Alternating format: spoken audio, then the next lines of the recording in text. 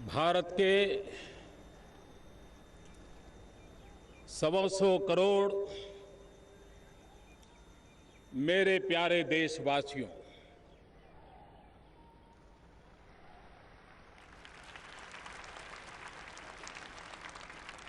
आजादी के पावन पर्व पर आप सबको हृदय से बहुत बहुत शुभकामनाएं।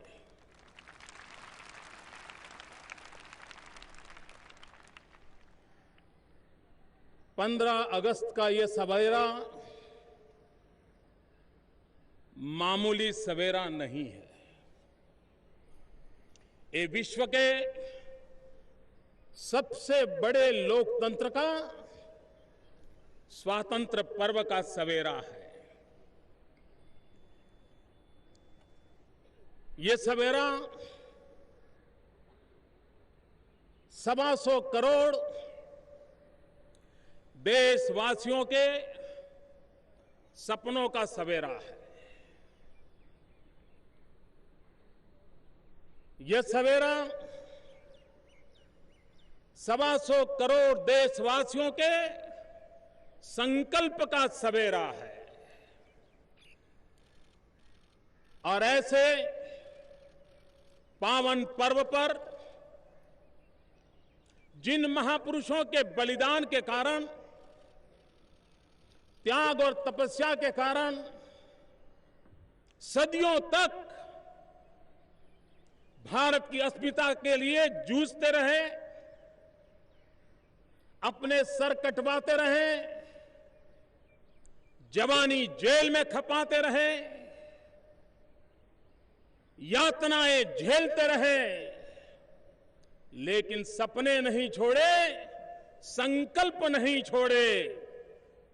ऐसे आजादी के स्वातंत्र सेनानियों को मैं आज कोटि कोटि वंदन करता हूं।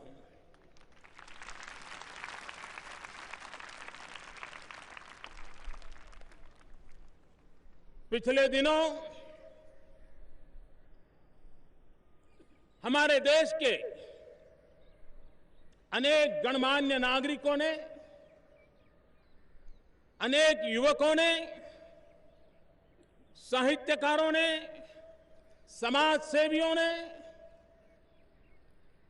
चाहे वो बेटा हो या बेटी हो, विश्व भर में भारत का माथा ऊंचा करने का अभिनंदनीय कार्य किया है। अनगिनत वो लोग हैं जिनको मैं आज लाल किले की प्राची से भारत का माथा ऊंचा करने के लिए हृदय से बहुत बहुत शुभकामनाएं देता हूं, अभिनंदन करता हूं।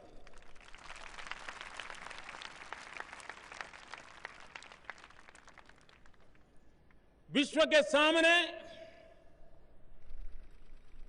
भारत की विशालता, भारत की विविधता,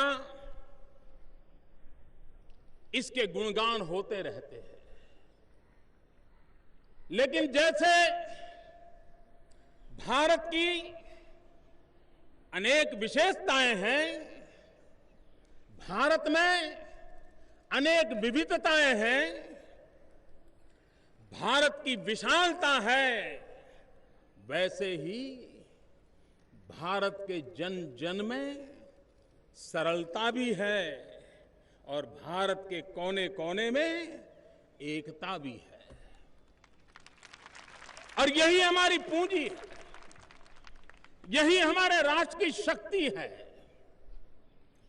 हमारे देश की शक्ति को सदियों से संजोया गया है। हर युग में उसे नया निखार देने का प्रयास हुआ है। समय की आवश्यकता के अनुसार, भविष्य के सपनों को साकार करने की आवश्यकता के अनुसार उन्हें ढाला गया है, उन्हें पनपाया गया है और उससे चिर पुरातन परंपराओं के बीच नित्य नूतन संकल्पों के साथ यह देश आज यहां पहुंचा है। हमारी एकता, हमारी सरलता, हमारा भाईचारा, हमारा सद्भाव, यह हमारी बहुत बड़ी पूंजी है। इस पूंजी को कभी दाग नहीं लगना चाहिए, कभी उसे चोट नहीं पहुंचनी चाहिए। अगर देश की एकता बिखर जाए तो सपने भी चूर चूर हो जाते हैं। और इसलिए चाहे जातिवाद का जहर हो, संप्रदायवाद का जुनून हो, उसे हमें किसी भी रूप में जगह नहीं देनी है, पनपने नहीं देना है।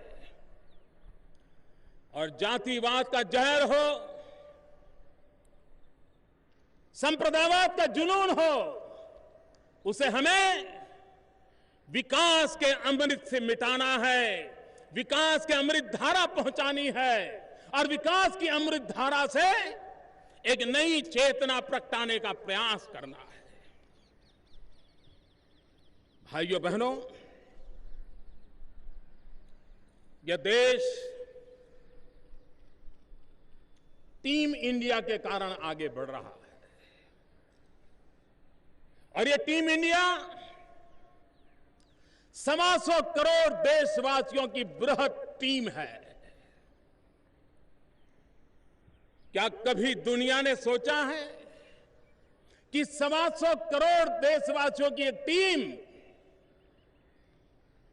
जब टीम बनकर के लग जाती है तो वो राष्ट्र को नई ऊंचाइयों पर पहुंचाते हैं, वे राष्ट्र को बनाते हैं, वो राष्ट्र को बढ़ाते हैं, वे राष्ट्र को बचाते भी हैं। और इसलिए हम जो कुछ भी कर रहे हैं, हम जहां पहुंचने का प्रयास कर रहे हैं, वह ये 125 करोड़ की टीम इंडिया के कारण है और टीम इंडिया के आभारी है। लोकतंत्र में जन भागीदारी ये सबसे बड़ी पूंजी होती है। अगर 125 करोड़ देशवासियों की भागीदारी से हम देश को चलाएंगे तो देश हर पल 125 करोड़ कदम आगे चलता जाएगा। और इसलिए टीम इंडिया के इस रूप में जन भागीदारी को बल दिया गया है, प्राथमिकता दी गई है। चाहे इलेक्ट्रॉनिक प्लेटफॉर्म के माध्यम से MyGov.in हो, चाहे नागरिकों से लगातार आते रहे लाखों पत्र हो, चाहे मन की बात हो, चाहे नागरिकों के साथ संवाद हो, इसी मार्ग से दिनों दिन जन भागीदारी बढ़ती चली जा रही है। बहुत बड़ी मात्रा में हर काम में दूर सुदूर गांवों में बैठे हुए लोगों के भी सुझाव हमें मिलते रहे और यही टीम इंडिया की ताकत है। मेरे प्यारे देशवासियों, ये बात निश्चित है, इस टीम इंडिया का एक ही जनादेश है और वो जनादेश है हमारी सारी व्यवस्थाएं, हमारी सारी योजनाएं इस देश के गरीब को काम आनी चाहिए।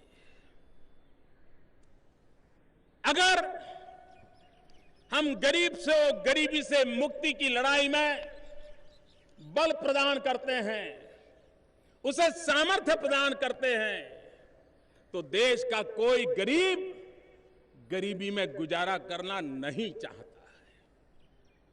वह भी गरीबी से जंग लड़ना चाहता है।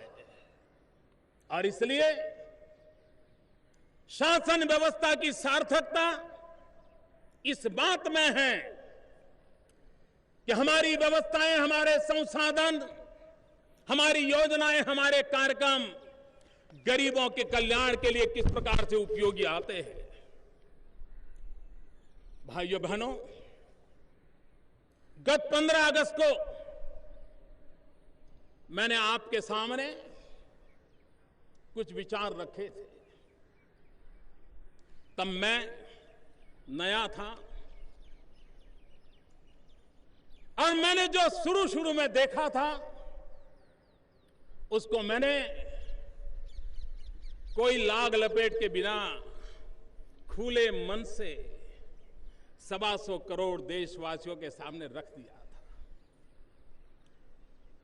लेकिन आज 1 वर्ष के बाद उसी लाल किले की प्राची से, पवित्र तिरंगे झंडे की साक्षी से मैं देशवासियों को विश्वास दिलाता हूं कि 1 साल में टीम इंडिया 125 करोड़ देशवासी एक नए विश्वास के साथ, नए सामर्थ्य के साथ, परिश्रम की पराकाष्ठा करते हुए समय सीमा में सपनों को साकार करने में जुट गए। एक नया विश्वास का माहौल पैदा हुआ था। मैंने गत 15 अगस्त को प्रधानमंत्री जनधन योजना इसकी घोषणा की थी।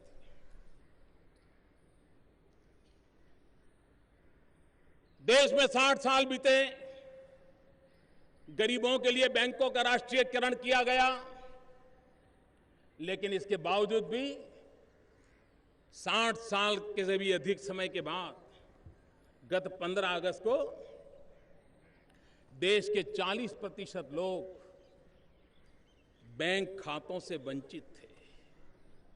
गरीब के लिए बैंकों के दरवाजे बंद थे। हमने संकल्प किया कि इस कलंक को मिटाना है और विश्व में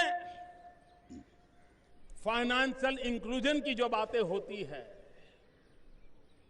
उस फाइनेंशियल इंक्लूजन को एक मजबूत धरातल पर अगर लाना है तो देश के गरीब से गरीब व्यक्ति को आर्थिक गतिविधि की मुख्य धारा में जोड़ना पड़ेगा।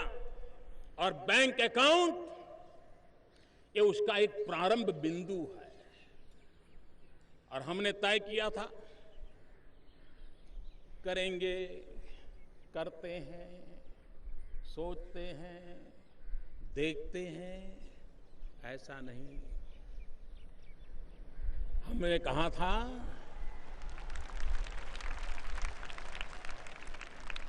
26 जनवरी को जब देश फिर एक बार तिरंगे झंडे के सामने खड़ा होगा, तब तक समय सीमा में काम पूरा करेंगे।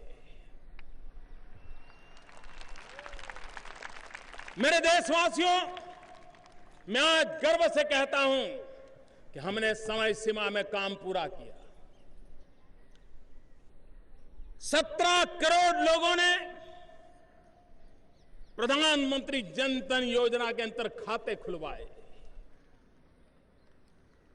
और हमने तो कहा था, गरीबों को अवसर देना था, इसलिए कहा था 1 भी रुपया नहीं होगा, 1 भी नया पैसा नहीं होगा तो भी बैंक का अकाउंट खोलेंगे।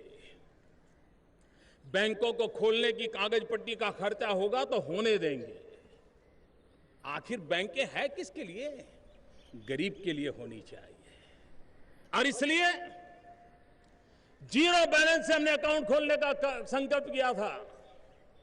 लेकिन मेरे देश के अमीरों को हमने देखा है, और इस बार देश ने गरीबों को भी देखा। और गरीबों की अमीरी को देखा है। और मैं इन गरीबों की अमीरी को आज लाल किले की प्राची से शत शत नमन करना चाहता हूं, सलाम करना चाहता हूं। क्योंकि जीरो बैलेंस अकाउंट खोलने का कहने के बावजूद भी इन गरीबों ने 20,000 करोड़ रुपया बैंक के खातों में जमा करवाए। अगर ये गरीबों की अमीरी न होती तो कैसे संभव होता। और इसलिए इन गरीबों की अमीरी के बलबूते, गरीबों की अमीरी के बलबूते ये टीम इंडिया आगे बढ़ेगी, ये मेरा विश्वास आज प्रकट हो रहा है। भाइयों बहनों, हमारे देश में कहीं पर एक बैंक का ब्रांच खुल जाए या बैंक का नया मकान बन जाए तो इतनी बड़ी चर्चा होती कि वाह, बहुत बड़ा काम हो गया, बड़ा विकास हो रहा है, बड़ी प्रगति हो रही है। क्योंकि 60 साल तक हमने इन्हीं मानदंडों से देश के विकास को नापा है। वो नापने की पट्टी यही रही है कि एक बैंक का ब्रांच खुल जाए, बहुत बड़ा वाहवाही हो जाती है, बहुत बड़ा जय जयकार हो जाता है, सरकार की बल्ले बल्ले बात हो जाती है। लेकिन मेरे प्यारे देशवासियों, बैंक खाता खोलना तो बैंक का ब्रांच खोलना मुश्किल काम नहीं है। सरकारी तिजोरी से वो काम हो जाता है। लेकिन 17 करोड़ देशवासियों को बैंक के दरवाजे तक लाना, ये बहुत बड़ा कठिन काम होता है, बहुत बड़ा परिश्रम लगता है, जी जान से जुटना पड़ता है, पल पल हिसाब मांगना पड़ता है। और मैं टीम इंडिया के मेरे महत्वपूर्ण साथी, टीम इंडिया के मेरे महत्वपूर्ण साथी, बैंक के कर्मचारियों का, बैंकों का हृदय से अभिनंदन करता हूं कि उन्होंने बैंक को गरीबों के सामने ला करके रख दिया। और ये चीज आने वाले दिनों में बहुत बड़ा बदलाव लाने वाली है। दुनिया में आर्थिक चिंतन धाराओं में एक चिंतन धारा ये भी है कि फाइनेंशियल इंक्लूजन ये हमेशा अच्छा नहीं होता है, और उसके कारण गरीबी का बोझ व्यवस्थाओं पर पड़ता है। मैं इस विचार से सहमत नहीं हूं। भारत जैसे देश में अगर विकास का पिरामिड हम देखें तो पिरामिड के जो सबसे नीचे की सतह होती है वो सबसे चौड़ी होती है। अगर वो मजबूत हो तो विकास का सारा पिरामिड मजबूत होता है। आज विकास के पिरामिड में हमारे देश का दलित, पीड़ित, शोषित, वंचित, उपेक्षित वो वहां पर बैठा हुआ है। हमें पिरामिड, विकास की पिरामिड की इस नींव को मजबूत करना है ताकि फाइनेंशियल इंक्लूजन के द्वारा अगर वो ताकतवर होगा तो विकास का पिरामिड कभी हिलेगा नहीं। कितने ही झोंके क्यों ना आए, उसे कोई संकट नहीं आएगा। और विकास का ये पिरामिड आर्थिक मजबूती पर खड़ा होगा तो उनकी खरीद शक्ति बहुत बढ़ेगी। और जब समाज के आखिरी इंसान की खरीद शक्ति बढ़ती है तो इस इकोनॉमी को आगे बढ़ने से कोई रोक नहीं पाता है। वो बहुत तेज गति से देश को विकास की नई ऊंचाइयों पर ले जाता है। और इसलिए हमारी कोशिश यह है कि हम उस पर बल दें। हमने सामाजिक सुरक्षा पर बल दिया है, गरीबों के भलाई के ऊपर बल दिया है। प्रधानमंत्री सुरक्षा बीमा योजना अटल पेंशन योजना और प्रधानमंत्री जीवन ज्योति योजना। हमारे देश में करोड़ों करोड़ों लोग हैं जिनको सुरक्षा का कवच नहीं है। इंश्योरेंस का लाभ हमारे देश में निम्न मध्यम वर्ग को भी नहीं पहुंचा है। गरीब की बात तो छोड़ो। हमने योजना बनाई, 1 महीने का 1 रुपया, ज्यादा नहीं, 1 महीने का 1 रुपया, 12 महीने का 12 रुपया, और आप प्रधानमंत्री सुरक्षा बीमा के हकदार बन जाइए। अगर आपके परिवार में कोई आपत्ति आई तो 2 लाख रुपया आपके परिवार को मिल जाएगा। अर्थतंत्र को कैसे चलाया जाता है। हमने प्रधानमंत्री जीवन ज्योति बीमा योजना लाए। 1 दिन के 90 पैसे, 1 रुपये से भी कम, साल भर के 330 रुपया आपके परिवार के स्वास्थ्य के लिए, आपके परिवार की सुरक्षा के लिए 2 लाख रुपयों का बीमा सिर्फ 90 पैसे 2 रोज के हमने किया। भाइयों बहनों, भूतकाल में योजनाएं तो बनती रही है। कौन सरकार होगी जो योजना नहीं बनाती होगी? हर कोई बनाते हैं। कौन सरकार होती है जो घोषणाएं नहीं करती? हर कोई करती है। कौन सरकार होती है जो उद्घाटन के दिए न जलाती हो, फीता न काटती हो? सब कोई करते हैं। लेकिन कसौटी इस बात पे होती है कि हम जिन बातों को करते हैं उसको पूरा करते हैं कि नहीं करते। हमने एक नए वर्क कल्चर पर दबाव डाला। हमने एक नई कार्य संस्कृति पर दबाव डाला है। और भाइयों बहनों, हमारे देश की कई योजनाएं जो 40 साल पुरानी हो, 50 साल पुरानी हो, 5 करोड़ 7 करोड़ लोगों से आगे नहीं पहुंच पाती। इस योजना को अभी तो 100 दिन पूरे हुए हैं। 100 दिन, 100 दिन में 10 करोड़ नागरिकों ने इसका लाभ लिया है। 10 करोड़ नागरिकों हमारे देश में। ये 10 करोड़ नागरिक मतलब कि 10 करोड़ परिवार है। इसका मतलब ये हुआ कि देश में जो 30-35 करोड़ परिवार है उसमें से 100 दिन के भीतर भीतर 10 करोड़ परिवार इस योजना में शरीक हो गए हैं। भाइयों बहनों, हमारी सरकार की, टीम इंडिया की पिछले 1 साल की जो विशेषता है, टीम इंडिया का जो पराक्रम है, टीम इंडिया 125 करोड़ देशवासी टीम इंडिया, उन्होंने जो सबसे बड़ा काम किया है, समय सीमा में निर्धारित कामों को पूरा करना। मैंने पिछली बार लाल किले पर से शौचालय की बात की थी, स्वच्छता की बात की थी। देश के लिए पहले घंटे 2 घंटे अजूबा लगा कि एक ऐसा प्रधानमंत्री है कि लाल किले पर शौचालय बनाने में किस लिए समय खपा रहा है। लेकिन आज पूरे देश में जितने भी सर्वे होते हैं, हर सर्वे में एक बात उजागर आती है कि इस टीम इंडिया की सबसे महत्वपूर्ण, जन जन को छूने वाली कोई बात है तो वो स्वच्छता का अभियान है। भाइयों बहनों,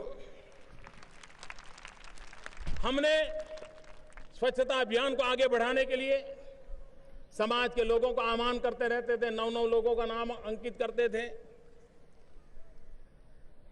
एक दौर चल पड़ा था। लेकिन आज इस टीम इंडिया को मुझे बधाई देनी है।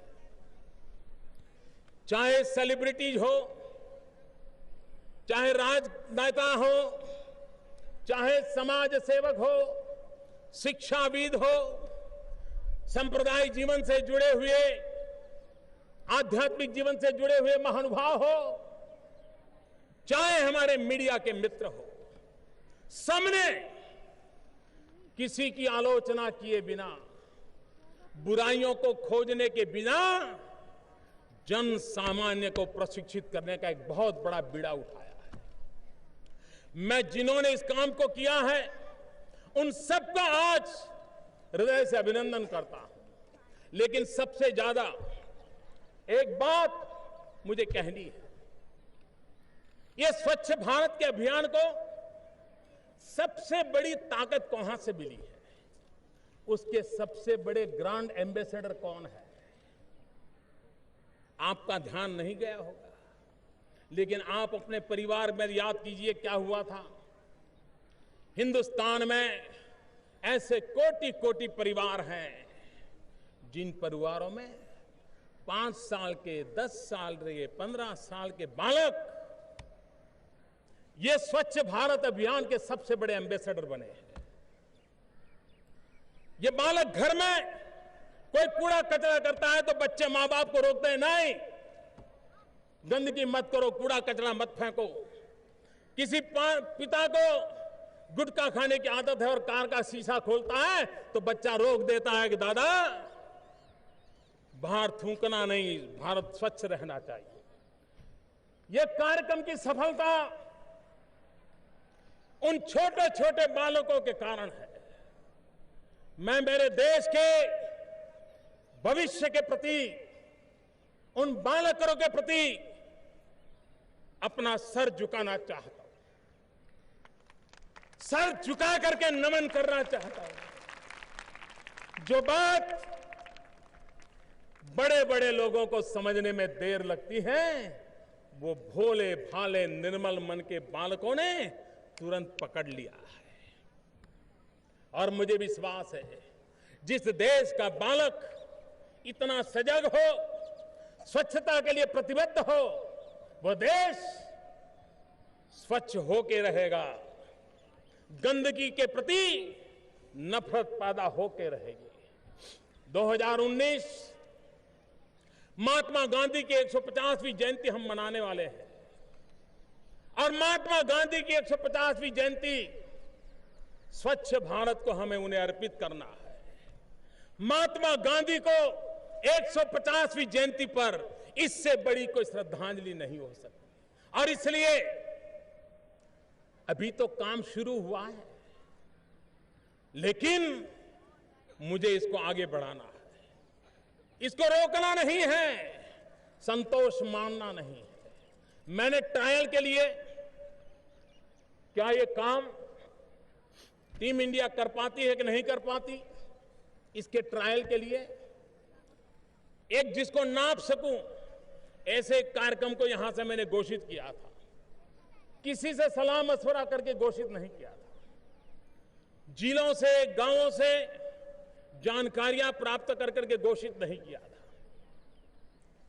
बस मेरे दिल में आया और मैंने कह दिया था कि अगली 15 अगस्त तक हमारे विद्यालयों में, हमारे स्कूलों में लड़के और लड़कियों के लिए अलग शौचालय बना देंगे। और बाद में जब हम काम शुरू किया, टीम इंडिया ने अपने जिम्मेवारी को समझा, ध्यान में आया इस देश में 2,62,000 विद्यालय ऐसे थे जिसमें 4.25 लाख से ज्यादा टॉयलेट बनाने थे। यह आंकड़ा इतना बड़ा था कि कोई भी सरकार सोचती नहीं साहब इसके लिए समय बढ़ा दीजिए, लेकिन टीम इंडिया का संकल्प देखिए, किसी ने भी समय बढ़ाने की मांग नहीं की। और आज 15 अगस्त को मैं उस टीम इंडिया का अभिनंदन करता हूं कि उन्होंने भारत के तिरंगे झंडे का सम्मान करते हुए इस सपने को पूरा करने में कोई कसर नहीं छोड़ी और करीब करीब सारे टॉयलेट बनाने के काम में टीम इंडिया ने सफलता पाई है। मैं इसके लिए राज्य सरकारों को अभिनंदन देता हूं, जिला इकाई में बैठे हुए सरकारी अफसरों को अभिनंदन करता हूं शिक्षा संस्था में बैठे हुए नीति निर्धारक हो या संचालक हो, उन सबका अभिनंदन करता हूं। यह मुद्दा 4.25 लाख टॉयलेट बनने का नहीं है।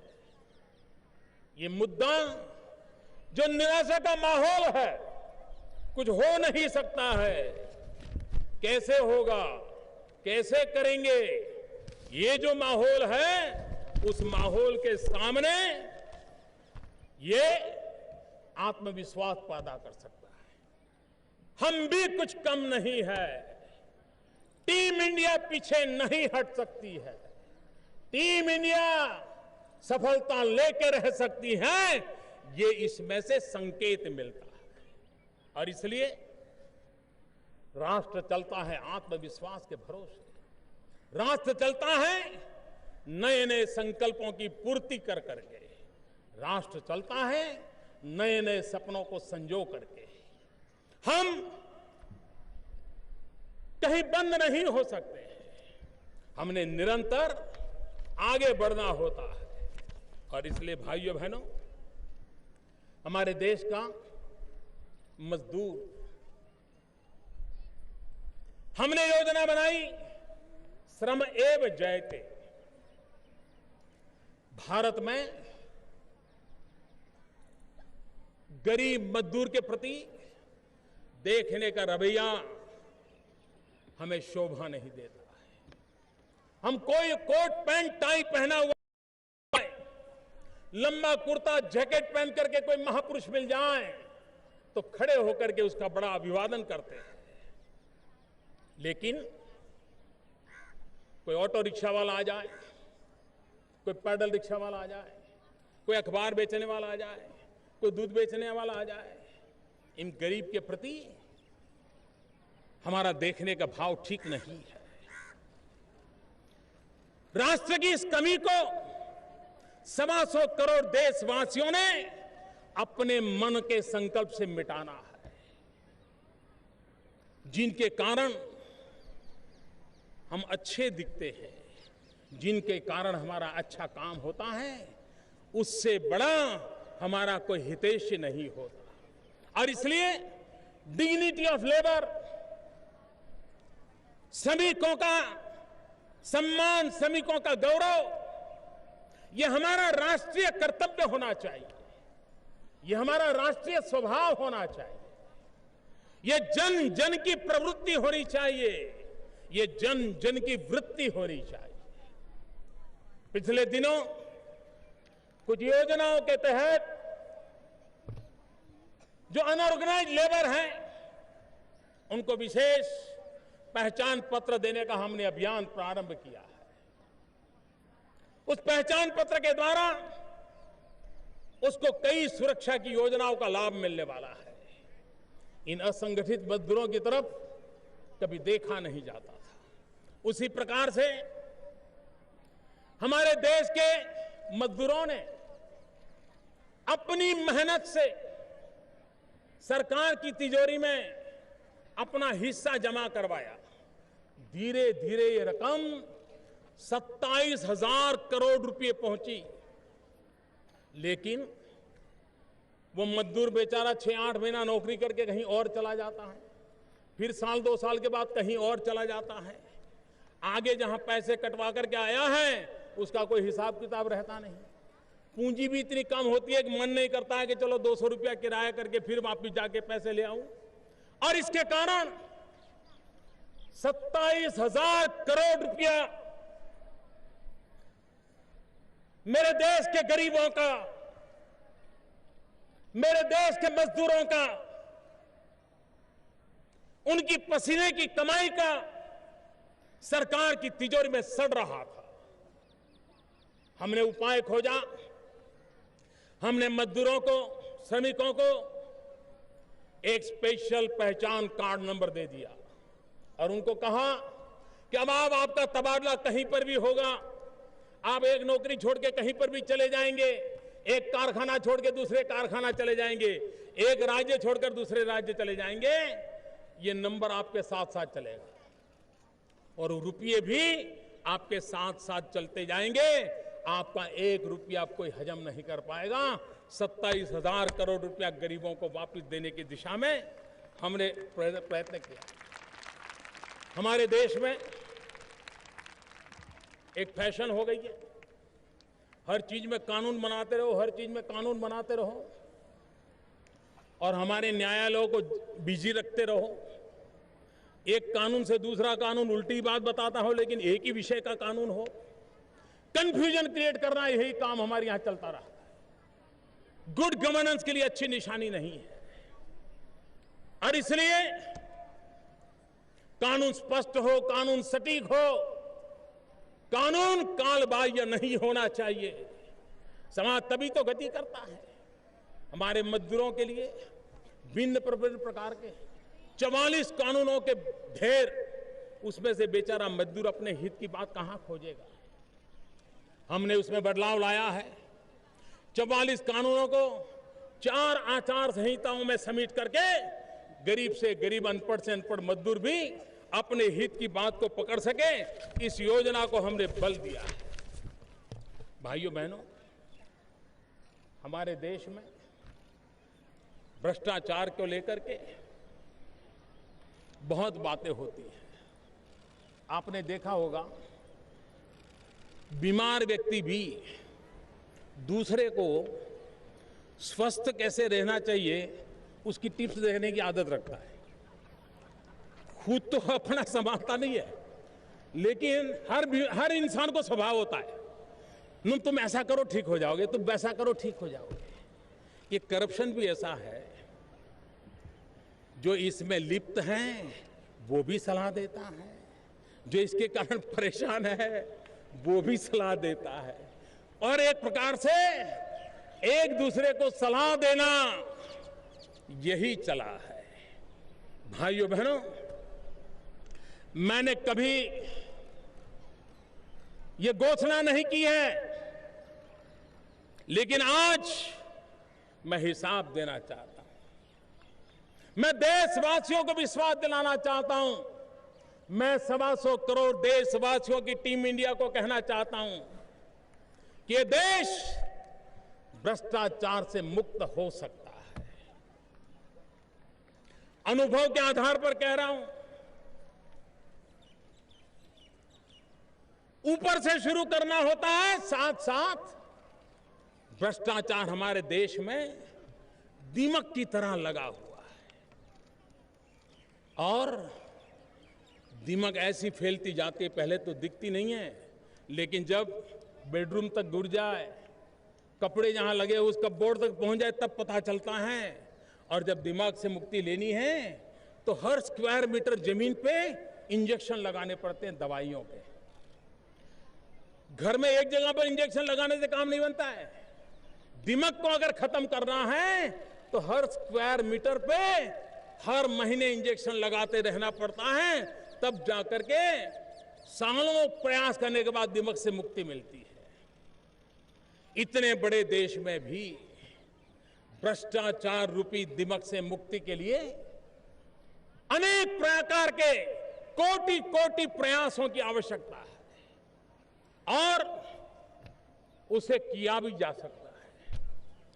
कभी कभी मैं अगर ये कहता कि मैं एलपीजी गैस सब्सिडी 15,000 करोड़ रुपया कट करने वाला हूं, तो मैं दावे से कहता हूं हिंदुस्तान में इस सरकार की वाहिवाही के सैकड़ों लेख लिखे गए होते कि ये मोदी बड़ा दम वाला है कि उसने 15,000 करोड़ रुपए की गैस की सब्सिडी को बंद कर दिया।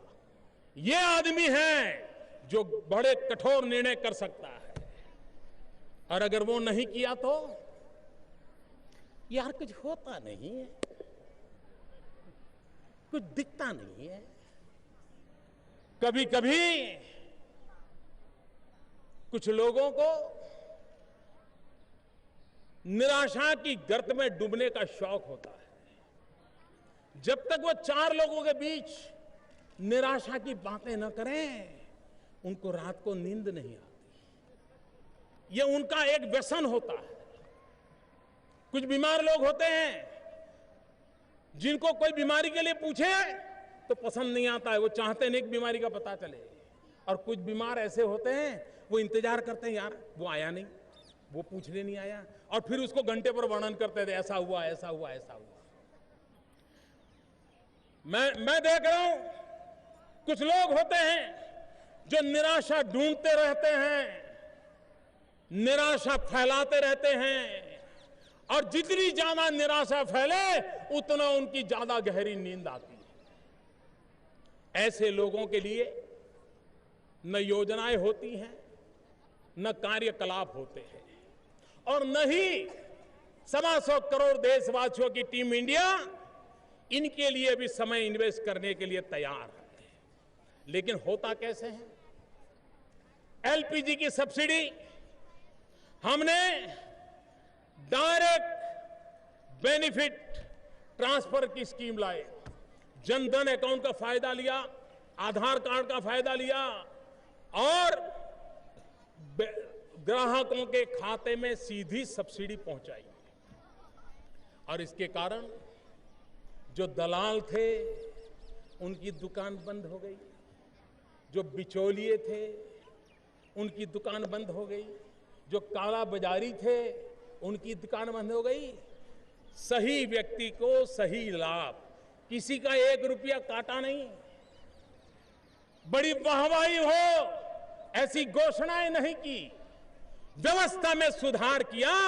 और मैं आज मेरे 125 करोड़ देशवासियों की इंडिया टीम को कहना चाहता हूं, इसके कारण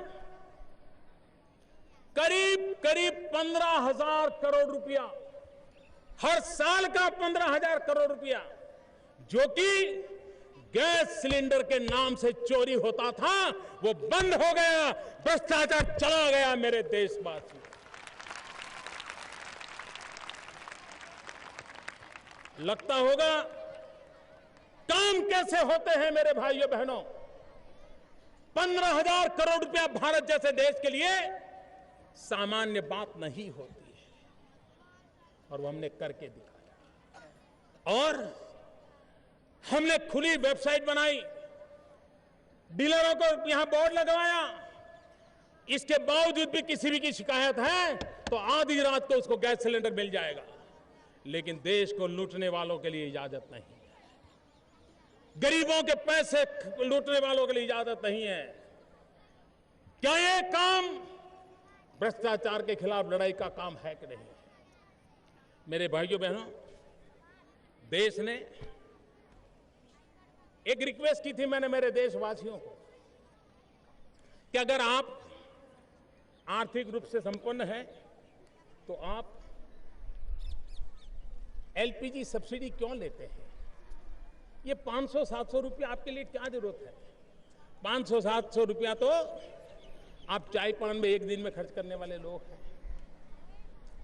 मैंने अभी बात शुरू की है, अभियान नहीं चलाया, क्योंकि टीम इंडिया पर मेरा भरोसा है, जैसे जैसे बात पहुंचेगी परिणाम मिलता जाएगा।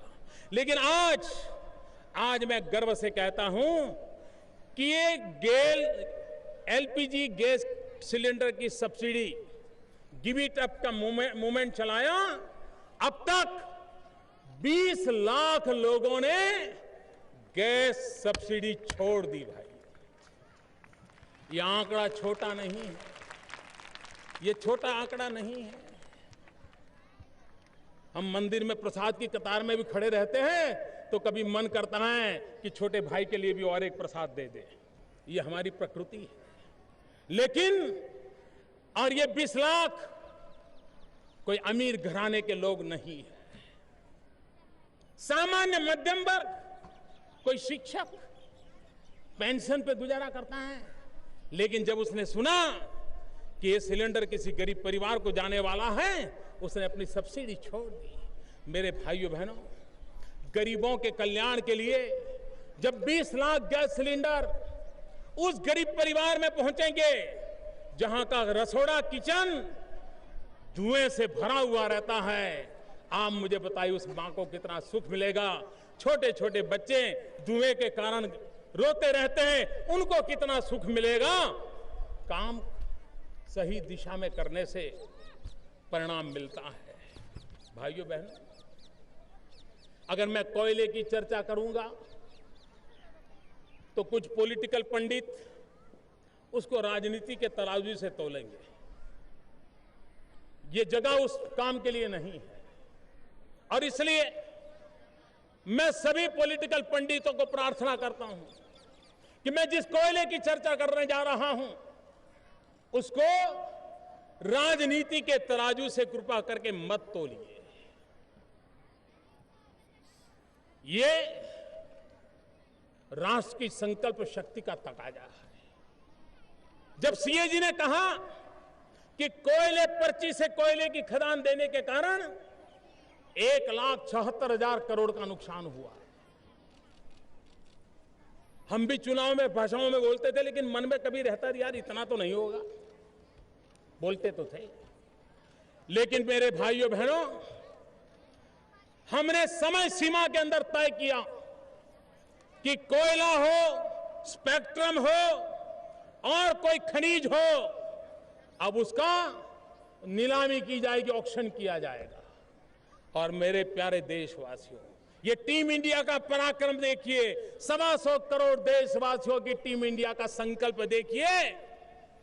समय सीमा में कोयले का ऑक्शन हुआ और करीब करीब 3 लाख करोड़ रुपया देश के खजाने में आएंगे। भाइयों बहनों, आप अपनी आत्मा से पूछिए, क्या भ्रष्टाचार गया कि नहीं गया? दलालों का ठेका गया कि नहीं गया? हिंदुस्तान की संपत्ति को लूटने वालों के दरवाजे बंद हुए कि नहीं हुए? मैंने कोई भाषण नहीं दिया था, करके दिखाया। स्पेक्ट्रम में वही हुआ। अभी एफएम रेडियो का ऑक्शन चल रहा है, बड़े बड़े लोग परेशान हैं। मुझ पे बहुत दबाव डाला गया कि मोदी जी एफएम रेडियो तो सामान्य व्यक्ति को काम आता है, कोई कमाई नहीं होती है, आप एफएम रेडियो का ऑक्शन क्यों करते हैं? बहुत दबाव डाला गया था, हर प्रकार से मेरा ध्यान आकर्षित करने का प्रयास हुआ था। लेकिन हमने कहा 125 करोड़ देशवासियों की टीम इंडिया ट्रांसपेरेंसी चाहती है, पारदर्शिता चाहती है। और अभी एफएम रेडियो के करीब करीब 80-85 शहरों का ऑक्शन चल रहा है। परसों जब मैंने पूछा, ऑक्शन में 1000 करोड़ से तो ऊपर चला गया था।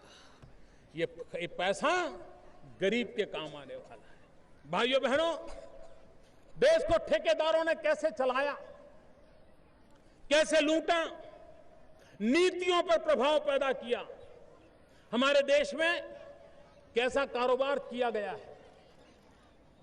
विदेश से जो कोयला आता है वो कोयला समुद्री तट के बिजली के कारखानों को नहीं दिया जाता है, उसको जहां कोयले की खदानें हैं उसके अगल बगल के कारखानों को देने के लिए वहां से ट्रांसपोर्ट किया जाता है। और कोयले की खदानों का कोयला है, उसको ट्रांसपोर्ट करके समुद्र तट के कारखानों तक ले जाया जाता है। इस देश के छोटे बालक को भी समझ आ सकता है कि भाई इधर का माल उधर और उधर का माल उधर के बजाय जिसका जहां है वहां लगाओ। भाइयों बहनों, हमने निर्णय बदल दिया। कारखाने के नजदीक में जो है उसका लाभ सबसे पहले उसको मिले।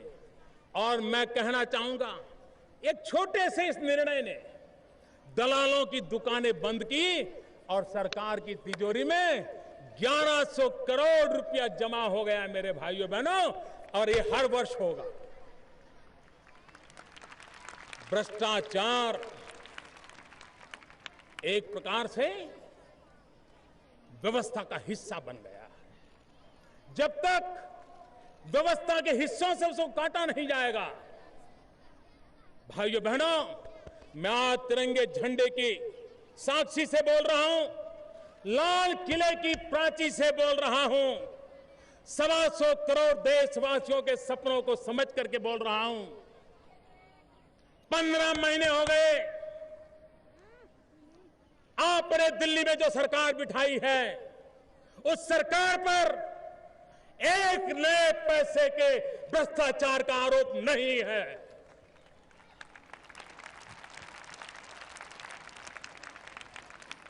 और मैं, मेरे देशवासियों,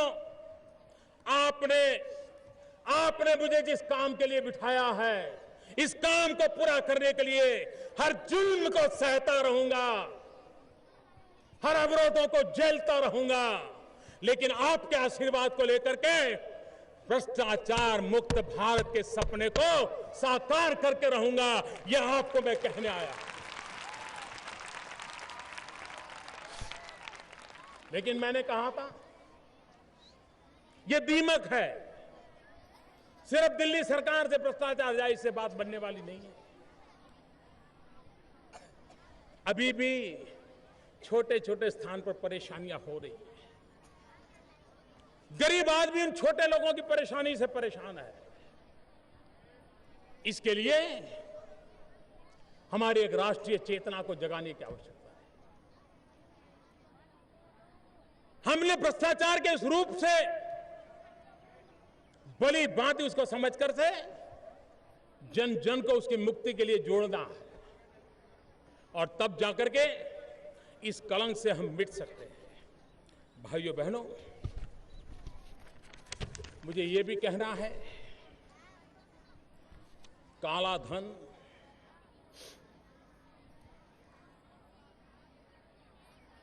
काले धन के लिए इतने कम समय में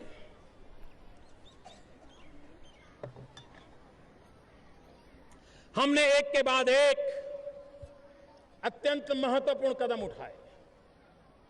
सरकार बनने के पहले ही दिन सुप्रीम कोर्ट के मार्गदर्शन में एसआईटी बना दी। 3 साल से लटका हुआ काम हमने पहले ही सप्ताह में पूरा कर दिया। वो एसआईटी आज काम कर रही है। मैं G20 समिट में गया, दुनिया के वो देश वहां मौजूद थे जिनकी मदद से काला धन वापस आ सकता है। G20 समिट में भारत के आग्रह पर काले धन के खिलाफ प्रस्ताव किया गया और हर देश दूसरे को मदद करेगा काला धन देशों को वापस पहुंचाने के लिए, इसका संकल्प किया गया। अमेरिका के साथ फटका का कानून हमने नाता जोड़ दिया। हमने विश्व के उन देशों के साथ उस प्रकार की संधियां की है ताकि वो देश अपने पास इस प्रकार का कोई भारतीय नागरिक का धन हो तो उसकी जानकारियां हमें रियल टाइम देता रहेगा। एक के बाद एक कदम उठाते गए। भाइयों बहनों, हमने एक कठोर कानून पारित किया।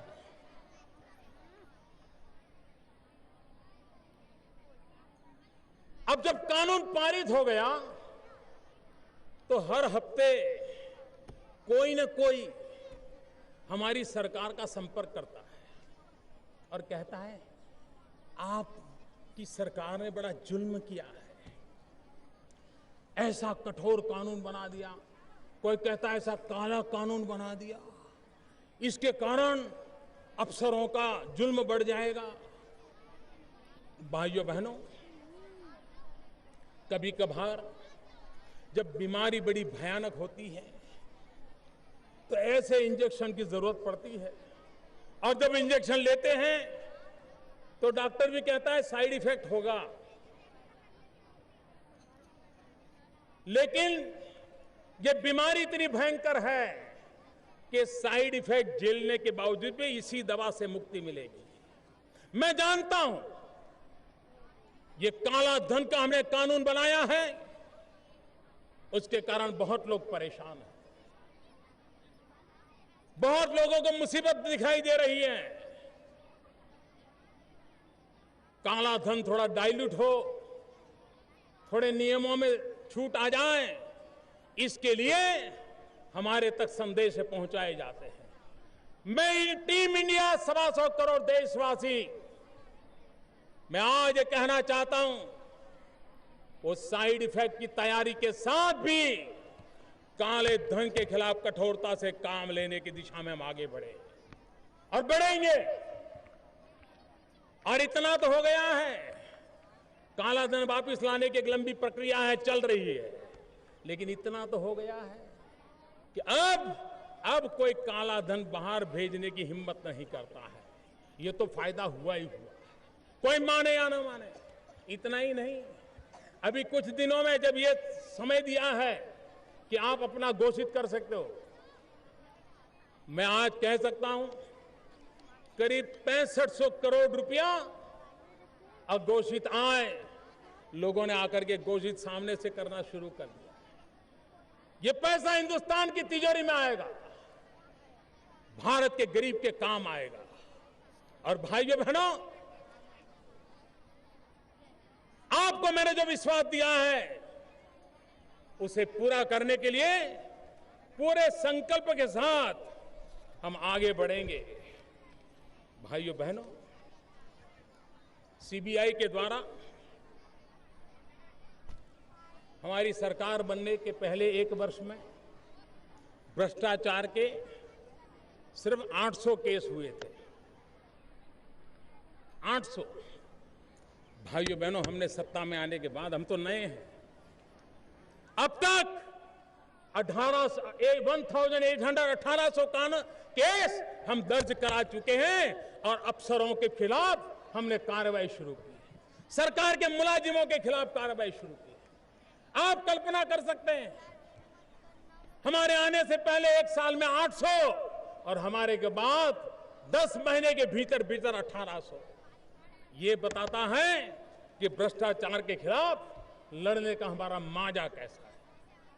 हमारे देश में 2005 में पीएमएलए का एक कानून बना। उस कानून के तहत 10 साल में 10,000 करोड़ रुपया रिकवर हुआ है। 10 साल में 10,000 करोड़ रुपया। लेकिन आपको जानकर के हैरानी होगी, 10 साल में जो 10,000 करोड़ हुआ है उसमें 4,500 करोड़ रुपया पिछले 10 महीने में हुआ है। यह दिखाता है कि हमारी भ्रष्टाचार के खिलाफ लड़ने की प्रतिबद्धता प्रेस कॉन्फ्रेंस करके हमने नहीं जताई है, हमने धरती पर कदम उठा करके जताई है और हमने परिणाम पाया है। हमने व्यवस्थाओं को बदलने की कोशिश की है। मनरेगा, सीधा जनधन अकाउंट में पैसा कैसे जाए, बच्चों की स्कॉलरशिप, सीधा पैसा बैंक के अकाउंट में कैसा जाए, कम से कम दलाली कैसे हो, उस दिशा में हमने काम प्रारंभ किया है। और मुझे विश्वास है कि इन कामों के कारण देश उन बातों को पूरा कर पाएगा। मेरे किसान भाइयों बहनों, गत वर्ष वर्षा का संकट हुआ था। जितनी मात्रा में वर्षा चाहिए नहीं हुई थी। देश के अर्थतंत्र को भी नुकसान हुआ था और किसानों को भी नुकसान हुआ था। उसके बावजूद भी महंगाई को नीचे लाने में हम सफल हुए थे। यह मानना पड़ेगा कि हमारे आने से पहले महंगाई डबल डिजिट थी, 2 अंकों में चलती थी। हमारे आने के एक के बाद एक प्रयासों के कारण, बारिश कम होने के बावजूद भी, किसान परेशान हुआ, उसके बावजूद भी महंगाई को 2 अंकों से नीचे लाते लाते करीब 3-4% तक लाने में हम सफल हो गए। उसको और नीचे ला जाने का प्रयास हमारा जारी रहे, क्योंकि गरीब से गरीब की थाली में संतोषजनक खाना मिले, इस सपनों को लेकर के हम चल रहे हैं। लेकिन हमारे देश के कृषि जीवन को एक बहुत बड़े बदलाव की आवश्यकता है। जमीन कम होती जा रही है, परिवारों में जमीन बढ़ती चली जा रही है, टुकड़े छोटे हो जा रहे हैं। हमारी जमीन की उपजाऊ ताकत बढ़ानी पड़ेगी, प्रोडक्टिविटी बढ़ानी पड़ेगी। किसान को पानी चाहिए, किसान को बिजली चाहिए। उस सपने को पूरा करने की दिशा में हम काम कर रहे हैं। 50,000 करोड़ रुपया प्रधानमंत्री कृषि सिंचाई योजना के लिए हमने लगाने का तय किया है। और खेत तक पानी कैसे पहुंचे, और पानी बचाना भी होगा।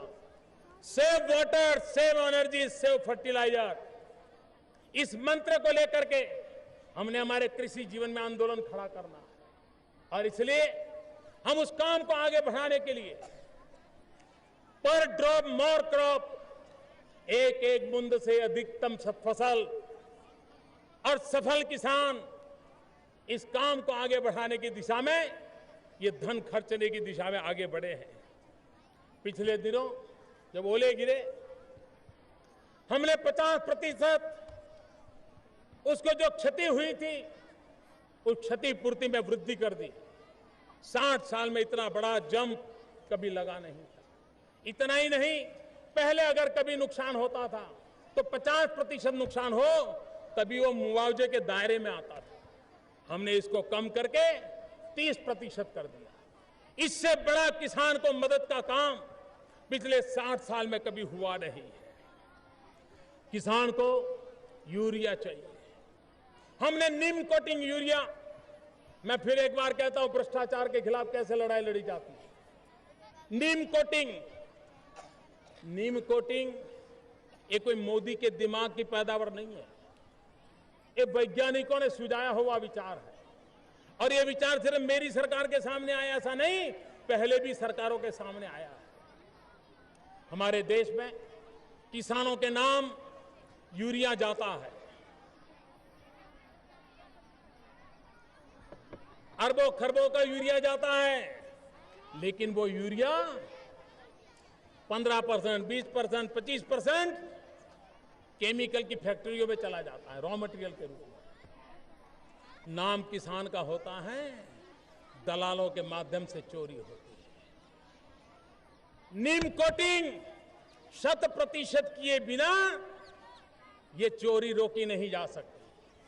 और इसलिए हमने सरकार की तिजोरी पर बोझ पड़े तो भी यूरिया का 100% नीम कोटिंग करने का काम पूरा कर दिया। और इसके कारण अब ये यूरिया खेती के सिवाय किसी काम नहीं आ सकता। कोई केमिकल फैक्ट्री उसमें से कुछ नहीं निकाल सकती। और इसलिए किसान को जितना यूरिया चाहिए उतना मिलेगा। और नीम कोटिंग होने के कारण उसको जो न्यूट्रिशन वैल्यू चाहिए जमीन में, 10% कम यूरिया उपयोग करते हुए भी उसको इसका लाभ मिलने वाला है।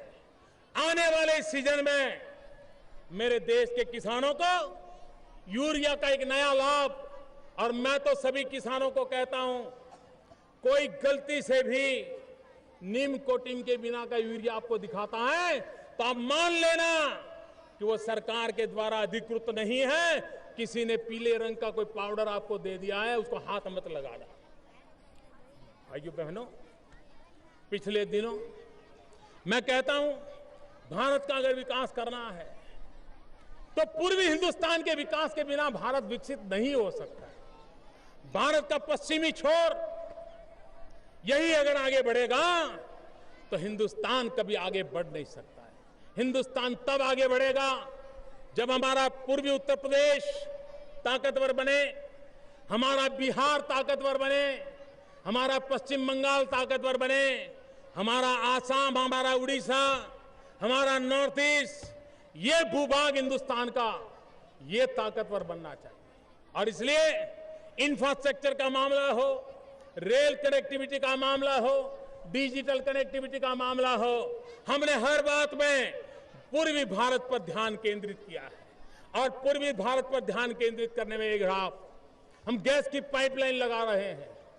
किसी ने सोचा होगा कि जिन राज्यों में किचन में पीने का पानी टैप से आना भी मुश्किल लगता है, वहां गैस का पाइप तक पहुंचाने की दिशा में हम काम कर रहे हैं।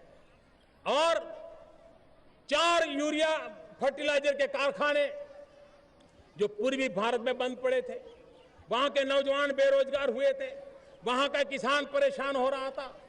हमने नई यूरिया नीति बनाई, हमने गैस सप्लाई की नई नीति बनाई, और उसका परिणाम है कि गोरखपुर हो, बरौली हो, तालचेर हो, सिंदरी हो, ये सारे पूर्व से जुड़े हुए इनके फर्टिलाइजर के कारखानों को पुनर्जीवित करके नौजवानों को रोजगार देना और किसानों को फर्टिलाइजर देना, उसकी दिशा में हम काम कर रहे हैं।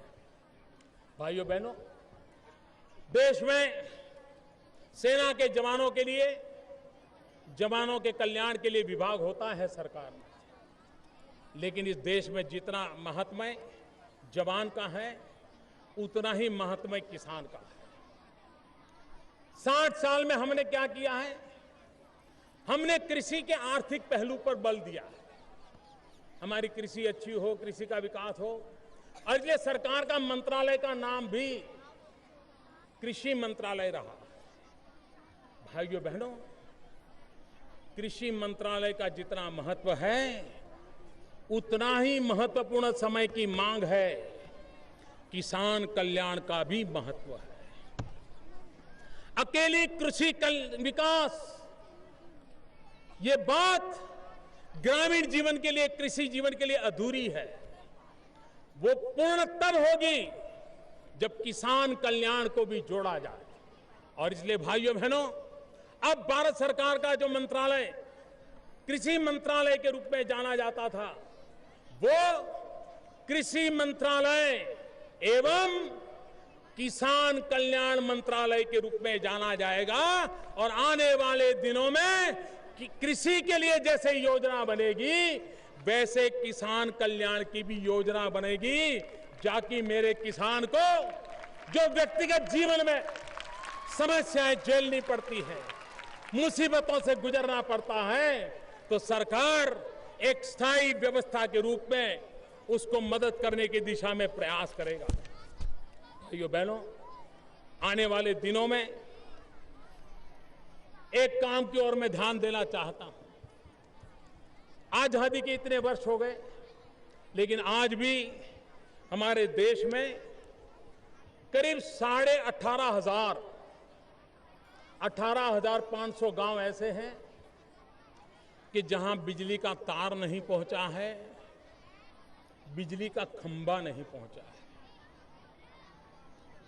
आजादी का सूरज, आजादी का प्रकाश, आजादी के विकास की किरणें 18,500 गांव वंचित है। अगर पुराने तरीके से चलते रहे तो शायद इन 18,000 गांवों में खंभा पहुंचाते पहुंचाते, बिजली का तार पहुंचाते पहुंचाते 10 साल लग जाएंगे।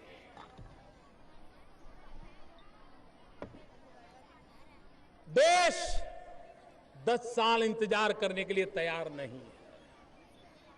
मैंने सरकार के मुलाजिमों की मीटिंग ली। मैंने उनको पूछा क्या करोगे, तो कोई कहता है साहब 2019 तक कर देंगे, कोई कहता है 2022 तक कर देंगे। बोले घने जंगलों में है, फलानी जगह पे है, पहाड़ों में है, बर्फीले प्रदेश में है, कैसे पहुंचे। 125 करोड़ देशवासियों की टीम इंडिया का संकल्प है इन 18,500 गांवों में 1000 दिन के अंदर बिजली का खंभा, बिजली का तार और बिजली पहुंचे, ये काम पूरा करके दिया जाएगा। और मैं राज्यों से आग्रह करता हूं कि हम इसको करके दिखाएं। और सब राज्यों में ये बाकी नहीं है, कुछ ही राज्यों में ज्यादा बाकी है। अगर मैं उन राज्यों का नाम दूंगा तो फिर मेरी बात को पॉलिटिकल तराजू से तोला जाएगा, राजनीति छींटाकशी होगी। और इसलिए मैं उस चक्कर में पड़ना नहीं चाहता। और इसलिए मैं कहता हूं 125 करोड़ देशवासियों की टीम इंडिया लाल किले से ये संकल्प करती है कि राज्यों के सहयोग से, स्थानीय इकाइयों के सहयोग से आने वाले 1000 दिन में 18,500 गांवों में हम बिजली पहुंचाने का काम करेंगे। हमारे देश में जैसे किसान कल्याण एक चिंता का विषय मैंने हाथ लगाया है, उसी प्रकार से जहां से देश को ताकत मिलती है, जहां से खनिज संपदा निकलती है, चाहे कोयला निकलता हो, चाहे बॉक्साइट निकलता हो, चाहे और खनिज संपदा निकलती हो, लेकिन वहां का जो क्षेत्र है उसके विकास के प्रति उदासीनता रहती है। आप वहां के लोगों का जीवन देखो, हमारे देश को तो वो समृद्ध बनाने के लिए पसीना बहाते हैं, लेकिन उस क्षेत्र का विकास नहीं होता है। और इसलिए हमने जहां से खनिज निकलती हैं, वहां के मजदूरों के विकास के लिए, वहां के किसानों के विकास के लिए एक विशेष योजना बनाई है और हर वर्ष करीब करीब 6,000 करोड़ रुपया उन इलाकों के लिए खर्च किया जाएगा जो ज्यादातर मेरे आदिवासी भाइयों के इलाके में है, मेरे आदिवासी क्षेत्रों में है। कोयला कहां है? आदिवासियों के बीच में। वहां का विकास हो, उस पर हमने काम शुरू किया है। भाइयों बहनों, 21वीं सदी में देश को आगे बढ़ाने में हमारी युवा शक्ति का महत्व है और आज मैं घोषित करना चाहता हूं,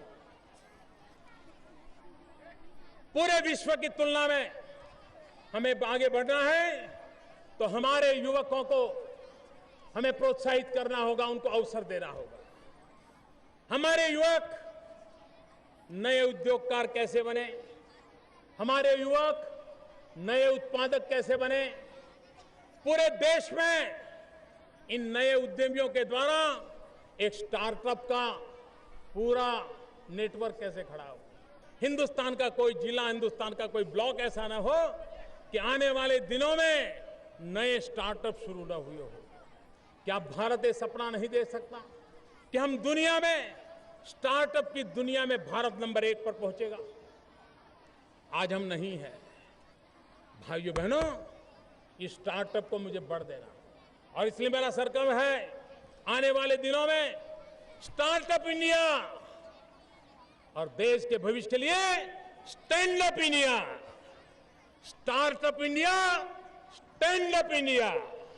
ये startup India, stand up India, इस काम को जब मैं आगे लेकर जाना चाहता हूं तब मेरे भाइयों बहनों, हमारे देश में पिछले 1 साल में बैंक के लोगों ने बहुत बड़ा पराक्रम किया और जब आप अच्छा करते हो तो मेरी जरा अपेक्षाएं भी ज्यादा बढ़ जाती है। मेरे बैंक के मित्र, मेरी अपेक्षाएं बढ़ रही हैं, इसलिए मुझसे नाराज मत होना, लेकिन आप पर मेरा भरोसा है कि आपके छोटे छोटे लोग इस राष्ट्र की आर्थिक उन्नति के लिए बहुत बड़ा योगदान दे रहे हैं और आगे ज्यादा देंगे। मैं आपको एक काम आज देना चाहता हूं।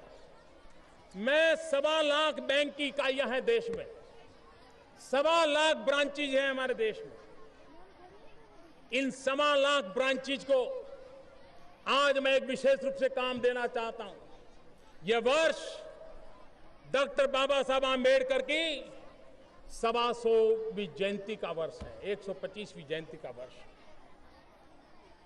1 करोड़ 25 लाख बैंक की ब्रांच है। क्या हमारे बैंक की ब्रांच, ये जो मेरा स्टार्टअप इंडिया का कार्यक्रम है उसके और तो योजनाएं बनेगी, लेकिन हर ब्रांच ये संकल्प करे और आने वाले दिनों में पूर्ण करे कि अपने बैंक के ब्रांच के इलाके में हर ब्रांच जहां ट्राइबल बस्ती हो वहां मेरे आदिवासी भाई को, जहां आदिवासी बस्ती नहीं है वहां मेरे दलित भाई को, और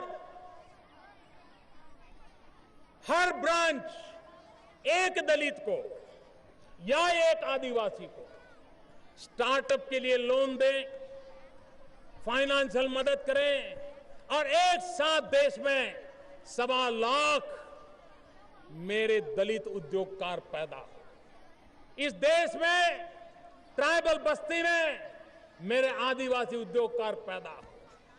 ये काम हम कर सकते हैं, स्टार्टअप को एक नया डायमेंशन दे सकते हैं। और दूसरा, ये 1.25 लाख ब्रांच क्या विशेष योजना महिला उद्यमियों के लिए बना सकती है?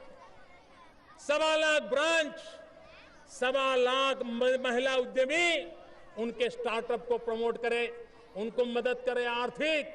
आप देखिए, देखते ही देखते हिंदुस्तान के कोने कोने में स्टार्टअप का जाल बच जाएगा, नए उद्योगकार तैयार होंगे। कोई 1 को, कोई 2 को, कोई 4 को नौकरी देगा और देश की आर्थिक जीवन में बदलाव आएगा। भाइयों बहनों, देश में जब पूंजी निवेश होता है तो हम एक बात पर आग्रह रखते हैं कि मैन्युफैक्चरिंग का काम हो और ज्यादा से ज्यादा एक्सपोर्ट हो, और उसके लिए पूंजी निवेश करने वालों को सरकार का आर्थिक विभाग अनेक नई नई स्कीम देता है। इसका अपना महत्व है, उसको बनाए रखना है। लेकिन आज मैं एक नई बात लेकर के आगे बढ़ना चाहता हूं। हमारे देश में जो पूंजी निवेश हो, मैन्युफैक्चरिंग सेक्टर में पूंजी निवेश हो, उसमें सरकार की मदद के जो पैरामीटर है, उसमें एक महत्वपूर्ण पैरामीटर ये रहेगा कि आप जिस उद्योग को ला रहे हो उसमें आप अधिकतम लोगों को अगर रोजगार देंगे तो आपको आर्थिक पैकेज अलग प्रकार का मिलेगा। सरकार की सहायता रोजगार के साथ जोड़ करके नई इकाइयों के लिए सरकार अब योजना बनाएगी। देश में रोजगार के अवसर बढ़े, उस पर हम बल देना चाहते हैं। स्किल इंडिया, डिजिटल इंडिया, इन सपनों को पूरा करने की दिशा में हम बहुत आगे बढ़ चुके हैं। भाइयों बहनों, भ्रष्टाचार का एक क्षेत्र है नौकरी। गरीब से गरीब व्यक्ति चाहता है कि बेटे को नौकरी मिले, और हमने देखा है जब नौकरी के लिए इंटरव्यू का कॉल आता है तो वो नौजवान किसी को ढूंढता है कि भाई मेरा रेलवे में इंटरव्यू आया है, टीचर में इंटरव्यू आया है, प्यून का इंटरव्यू आया है, ड्राइवर का इंटरव्यू आया है, कोई सिफारिश के लिए किसके पास जाओ। विधवा मां भी सिफारिश के लिए जगह सोती है। क्यों? क्योंकि हमारे यहां मेरिट से भी ज्यादा इंटरव्यू के कारण व्यक्ति के साथ न्याय और अन्याय के खेल खेले जाते हैं, और कहा जाता है कि इंटरव्यू में फेल हो गया। मैंने अभी तक ऐसे मनोवैज्ञानिक नहीं देखे हैं कि 2 मिनट का इंटरव्यू करे और मनुष्य को पूरा जांच ले। भाइयों बहनों, मेरे मन में कई दिनों से चल रहा है, ये गरीब मां का बेटा, कम शिक्षा पाया हुआ व्यक्ति, जिसे छोटी छोटी नौकरियों की जरूरत है, क्या उसको इंटरव्यू देना जरूरी है? क्या बिना इंटरव्यू उसको नौकरी नहीं मिल सकती? क्या ऑनलाइन उसकी मार्कशीट के आधार पर यह तय हो कि हमें 500 लोगों की जरूरत, पहले 500 कौन है? हमें 2000 की जरूरत है, पहले 2000 कौन है? हां, जहां पर फिजिकल फिटनेस के टेस्टिंग है उसके दायरे अलग हो, उसकी पद्धति अलग हो। जहां ऊपर के नौकरियां हैं, जहां पर पर्सनालिटी का महत्व रहता है, एक्सपीरियंस का महत्व रहता है, लेकिन छोटी छोटी, मैं तो देख रहा हूं रेलवे की नौकरी के लिए नागालैंड, मिजोरम से लोग एग्जाम देने के लिए, इंटरव्यू देने के लिए मुंबई तक बेचारे दौड़ते हैं। ये मुझे बीमारी बंद करनी है। मैं आग्रह करता हूं राज्य सरकारों को, मैं आग्रह करता हूं सरकार के मेरे सभी साथियों को कि हम छोटी छोटी नौकरियों से ये इंटरव्यू हो सके उतना जल्द बंद करें, मेरिट के आधार पर दें। देश में से भ्रष्टाचार जो गरीब आदमी को परेशान करता है, उससे उसको मुक्ति मिलेगी, और उसको हमें पूरा करने की दिशा में प्रयास करना चाहिए। ये मेरा आग्रह है। मेरा देश चैन से सोता है। 125 करोड़ देशवासी चैन की नींद सोते हैं। उसका कारण हमारे देश के जवान सीमा पर अपने आप को बलि चढ़ाने के लिए प्रतिपल तैयार रहते हैं। कोई देश अपनी सेना का मूल्यांकन कम नहीं आंक सकता। 125 करोड़ देशवासियों की टीम इंडिया, उनके लिए भी मेरा देश का हर फौजी, हर जवान, हर सैनिक एक राष्ट्र की शक्ति है, राष्ट्र की संपत्ति है, राष्ट्र की ऊर्जा है। कई वर्षों से कई सरकारें आई और चली गई। वन रैंक वन पेंशन, ये विषय हर सरकारों के सामने आया है। हर सरकारों के सामने प्रस्ताव रखे गए हैं। हर सरकारों ने छोटे मोटे वचन भी दिए हैं, वादे भी किए हैं, लेकिन समस्या का समाधान नहीं हुआ। मेरे आने के बाद भी अभी तक मैं इसको कर नहीं पाया। मैं आज मेरे सेना के सभी जवानों को विश्वास फिर से एक बार दे रहा हूं, और ये बात एक व्यक्ति नहीं बोल रहा, 125 करोड़ टीम इंडिया की तरफ से मैं कह रहा हूं। तिरंगे की छत्र छाया में कह रहा हूं, लाल किले की प्राची से कह रहा हूं, मेरे सेना के जवानों, सिद्धांततः 1 रैंक 1 पेंशन हमने स्वीकार किया हुआ है, लेकिन इसके संगठनों से बातचीत का दौर चल रहा है। हम चाहते हैं, अंतिम दौर में यह दाव तब पहुंची है, संपूर्ण राष्ट्र के विकास को ध्यान में रखते हुए हर किसी को न्याय मिले, इस बात को ध्यान में रखते हुए 20-20, 25-25 साल से लटकी हुई समस्या का हमने रास्ता खोजना है। मुझे विश्वास है कि जिस विश्वास के साथ वार्ता चल रही है, मैं सुखद परिणाम की आशा करता हूं, और इसलिए मैं फिर एक बार विश्वास दिलाता हूं कि सिद्धांततः इस सरकार ने 1 रैंक 1 पेंशन की बात को स्वीकार किया है। उसकी नीति गीटी को देख करके लागू कैसे किया जाए, उसके लिए संबंधित लोगों से बातचीत करते हुए हमारी बात को आगे हम बढ़ा रहे हैं। भाइयों बहनों, 2022 भारत की आजादी के 75 साल हो रहे हैं। भारत की आजादी के 75 साल 2022 15 अगस्त को मना करके चुप नहीं होना। आज इसी 15 अगस्त को 2022 15 अगस्त के लिए हमें संकल्प लेना है। हिंदुस्तान के 6 लाख गांव, हर गांव एक सपना तय करे, संकल्प तय करे कि 2022 को हमारे गांव को इस समस्या से हम मुक्त कर देंगे। 125 करोड़ देशवासी अपने जीवन में 2022 भारत की आजादी के 75 साल हम भी एक संकल्प करें, हर नागरिक एक संकल्प करे कि मैं देश की भलाई के लिए, समाज की भलाई के लिए इस काम को करूंगा। एक बार मेरे 125 करोड़ देशवासी एक संकल्प लेकर के आगे बढ़े तो 2022 का जब सवेरा होगा 15 अगस्त का, हमारे देश के लिए मर मिटने वाले आजादी के सैनिकों, उनकी आत्मा जब देखेगी तो देश ने 125 करोड़ संकल्पों को पूरा किया होगा। 6 लाख गांवों ने 6 लाख सपनों को पूरा किया होगा। शहरों ने, महानगरों ने, सरकार के हर विभाग ने, सरकार की हर इकाई ने एक एक संकल्प लेकर के अभी से जुट जाना है। और हमारा कोई लिटरेचर ऐसा ना हो, हमारी कोई बात ऐसी ना हो जिसमें 2022 15 अगस्त को दोहराया ना जाए, जिसमें आजादी के 75 साल का संकल्प दोहराया ना जाए। एक मोमेंटम खड़ा करना चाहिए। आजादी का आंदोलन भाइयों बहनों दशकों तक चला।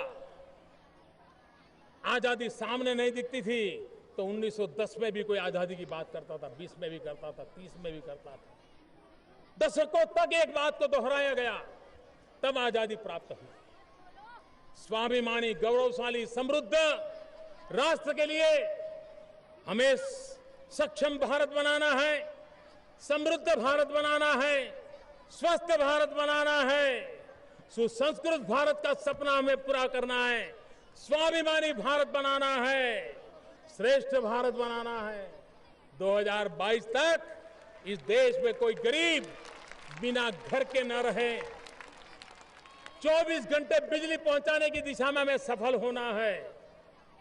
हमारा कृषक सबल हो, हमारा श्रमिक संतुष्ट हो, हमारी महिलाएं सशक्त हो, हमारे युवा स्वावलंबी हो, हमारे बुजुर्ग सकुशल हो और हमारे गरीब संपन्न हो। समाज में कोई पिछड़ा न रहे, हमारे हर किसी को अधिकार समान हो और पूरे भारतीय समाज में समरसता का माहौल हो, इसी सपने के साथ मैं फिर एक बार आजादी के इस पावन पर्व पर आजादी के 75वीं वर्षगांठ एक निश्चित रोड मैप के साथ आगे बढ़ाने की तैयारी के साथ 125 करोड़ देशवासियों को हृदय से बहुत बहुत शुभकामनाएं देता हूं।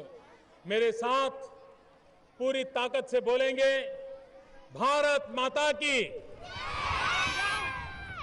भारत माता की, भारत माता की, वंदे वंदे वंदे, जय हिंद, जय हिंद।